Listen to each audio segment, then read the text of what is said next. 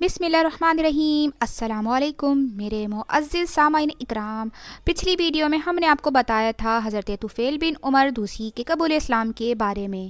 آج ہم بتائیں گے نبی کریم صلی اللہ علیہ وآلہ وسلم کے معراج کے واقعے کے بارے میں، یعنی مسجد الحرام سے مسجد اقصی تک کے واقعات کے بارے میں۔ آپ سے گزارش ہے آپ اس ویڈیو کو آخر تک ضرور دیکھیے۔ چلیں ہم ویڈیو کا باقاعدہ آغاز کرتے ہیں۔ طائف کے سفر کے بعد معراج کا واقعہ پیش آیا، جو حضور نبی کریم صلی اللہ علیہ وآلہ وسلم پر اللہ تعالیٰ کا خاص انعام اور نبوت کا بہت بڑا معجزہ ہے۔ یہ واقعہ اس طرح ہوا کہ حضور صلی اللہ علیہ وآلہ وسلم مکہ معظمہ میں حضرت ام ہانی رضی اللہ تعالیٰ عنہا کے گھر رات کے پہر آرام فرما رہے تھے کہ اللہ تعالیٰ نے حضرت جبرائیل علیہ السلام اور حضرت میکائیل علیہ السلام کو آپ کے پاس بھیجا۔ وہ آپ کو مسجد الحرام لے گئے، پھر وہاں سے براق پر سوار کر کے مسجد اقصی لے گئے، جہاں تمام انبیاء نے آپ کی ابتدا میں نماز ادا کی۔ اس کے بعد آپ کو ساتوں آسمان کی سیر کرائی گئی اور آپ اللہ تعالیٰ سے ہم کلام ہوئے۔ اس سفر کی کچھ اہم تفصیلات یہ ہیں۔ حضور نبی کریم صلی اللہ علیہ وآلہ وسلم بیت المقدس پہنچنے سے پہلے حضرت جبرائیل کے ساتھ چلے جا رہے تھے کہ راستے میں ایک سرسبز علاقے سے گزر ہوا۔ حضرت جبرائیل علیہ السلام نے آپ سے کہا کہ یہاں اتر کر 2 رکعت نماز پڑھ لیجئے۔ آپ نے براق سے اتر کر 2 رکعتیں ادا کیں۔ جبرائیل علیہ السلام نے پوچھا کہ آپ کو معلوم ہے یہ کون سا مقام ہے؟ آپ نے فرمایا نہیں۔ تب جبرائیل علیہ السلام نے کہا کہ یہ آپ کے طیبہ یعنی مدینہ منورہ میں نماز پڑھی ہے، اور یہی آپ کی ہجرت گاہ ہے، یعنی مکہ سے ہجرت کر کے آپ کو یہیں آنا ہے۔ اس کے بعد براق پھر روانہ ہوا۔ اس کا ہر قدم جہاں تک نظر جاتی وہاں پڑتا تھا۔ ایک اور مقام پر حضرت جبرائیل علیہ السلام نے کہا کہ آپ یہاں اتر کر نماز پڑھیے۔ آپ نے وہاں بھی 2 رکعت ادا کی۔ انہوں نے بتایا آپ نے مدین میں نماز پڑھی ہے۔ اس بستی کا نام مدین حضرت ابراہیم علیہ السلام کے بیٹے مدین کے نام پر رکھا گیا تھا۔ انہوں نے اسی مقام پر قیام کیا تھا، اس کے بعد وہاں آبادی ہو گئی تھی۔ حضرت شعیب علیہ السلام اسی بستی میں مقبوس ہوئے تھے۔ اس کے بعد پھر آپ اسی براق پر سوار ہوئے۔ ایک مقام پر حضرت جبرائیل علیہ السلام نے آپ سے کہا کہ آپ یہاں اتر کر نماز پڑھیے۔ آپ یہاں اتر کر نماز پڑھیے۔ آپ 2 رکعت نماز ادا کی آپ نے۔ جبرائیل علیہ السلام نے بتایا کہ یہ بیت اللحم ہے۔ بیت اللحم بیت المقدس کے پاس ایک بستی ہے، یہاں حضرت عیسیٰ علیہ السلام کی پیدائش ہوئی تھی۔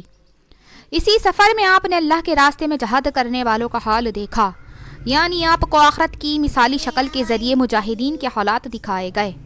حضرت جبرائیل علیہ السلام نے بتایا کہ یہ اللہ کی راہ میں جہاد کرنے والے لوگ ہیں، اللہ نے ان کی ہر نیکی کا ثواب 700 گنا کر دیے ہیں۔ اسی طرح نبی کریم صلی اللہ علیہ وآلہ وسلم کے سامنے دنیا لائی گئی۔ دنیا ایک حسین و جمیل عورت کی صورت میں دکھائی گئی۔ اس عورت نے آپ سے کہا کہ اے محمد میری طرف دیکھیے، میں آپ سے کچھ کہنا چاہتی ہوں۔ آپ نے اس کی طرف کوئی توجہ نہیں دی اور جبرائیل علیہ السلام سے پوچھا کہ یہ کون ہے؟ انہوں نے بتایا یہ دنیا ہے، اگر آپ اس طرف توجہ دیتے تو آپ کی امت آخرت کے مقابلے میں دنیا کو اختیار کر لیتی۔ اس کے بعد آپ نے راستے میں ایک بڑھیا کو دیکھا۔ آپ نے پوچھا یہ کون ہے؟ جبرائیل علیہ السلام نے بتایا یہ دنیا ہی ہے، دنیا کی عمر کا اتنا حصہ ہی باقی رہ گیا ہے کہ جتنا کہ اس بڑھیا کا ہو سکتا ہے۔ اس کے بعد امانت میں خیانت کرنے والے، فرض نماز کو چھوڑنے والے، زکوٰۃ ادا نہ کرنے والے، بدکاری کرنے والے، رہزنی کرنے والے، ڈاکہ ڈالنے والے دکھائے گئے۔ ان کے بھیانک انجام آپ کو دکھائے گئے۔ امانت میں خیانت کرنے والے اپنے بوجھ میں اضافہ کیے جا رہے تھے اور بوجھ کو اٹھانے کے قابل نہیں تھے۔ فرض نمازوں کو چھوڑنے والوں کے سر کو کچلا جا رہا تھا، ان کے سر ریزہ ریزہ ہو رہے تھے اور پھر اصل حالت میں آ جاتے تھے۔ کچلنے کا عمل پھر شروع ہو جاتا تھا، غرض انہیں ذرہ بھر مہلت نہیں دی جا رہی تھی۔ اپنے مال میں زکوٰۃ ادا نہ کرنے والوں کا انجام آپ نے دیکھا کہ ان کے 70 پر آگے اور پیچھے پھٹے ہوئے چتھرے لٹکے ہوئے تھے۔ وہ اونٹوں اور بکریوں کی طرح چر رہے تھے اور زقوم درخت کے کڑوے پتے اور کانٹے کھا رہے تھے۔ زقوم درخت کے بارے میں آتا ہے کہ اس قدر کڑوا اور زہریلا ہے کہ اس کی کرواہٹ کا مقابلہ دنیا کا کوئی درخت نہیں کر سکتا۔ اس کا ایک ذرہ دنیا کے میٹھے دریاؤں میں ڈال دیا جائے تو تمام دریا کڑوے ہو جائیں۔ نبی اکرم صلی اللہ علیہ وآلہ وسلم کا دنیا میں مذاق اڑانے والوں کو بھی یہ درخت کھلایا جائے گا۔ اس درخت کے پتوں اور کانٹوں کے علاوہ وہ لوگ جہنم کے پتھر چباتے نظر آئے۔ بدکاروں کا انجام آپ نے دیکھا کہ ان کے سامنے دسترخوان لگے ہوئے ہیں۔ ان دسترخوانوں میں سے کچھ نہایت بہترین بھنا ہوا گوشت تھا، کچھ میں بالکل سڑا ہوا گوشت تھا۔ وہ اس بہترین گوشت کو چھوڑ کر سڑا ہوا بدبودار گوشت کھا رہے تھے اور بہترین گوشت نہیں کھا رہے تھے۔